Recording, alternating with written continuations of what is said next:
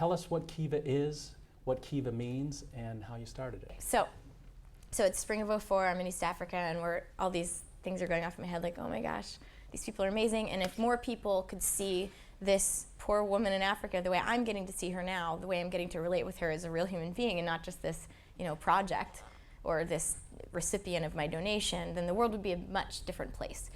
So I started to want to tell those stories to friends and family. So started to, every once in a while I would get to an internet cafe, and in the evenings, every night I would write down the stories as much as I could remember. So I'd get to the internet cafe, I'd type up some of the stories, and I'd kind of spam my friends and family and tell them all the things I was doing, all the people I was meeting. Well, they started to respond in very specific ways and say, if I would send you an email that said, oh my gosh, I met this amazing woman, Elizabeth, and let me tell you all about her and about her kids and about what I had for dinner and about everything that I experienced in the last 3 days living with her, I found that my friends and family did not respond with, oh wow, well microfinance seems to be effective. I will write my check to X organization. Good job, Jess.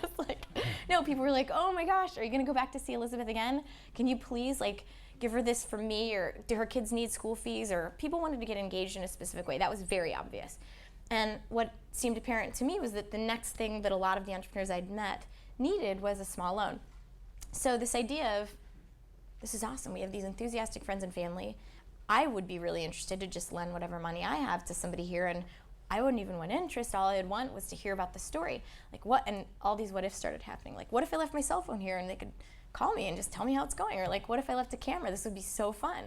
So that was the initial idea. It's so not rocket science. It was just these people that we really liked and wanted to kind of keep in touch with and participate in their stories. And a loan was the next step.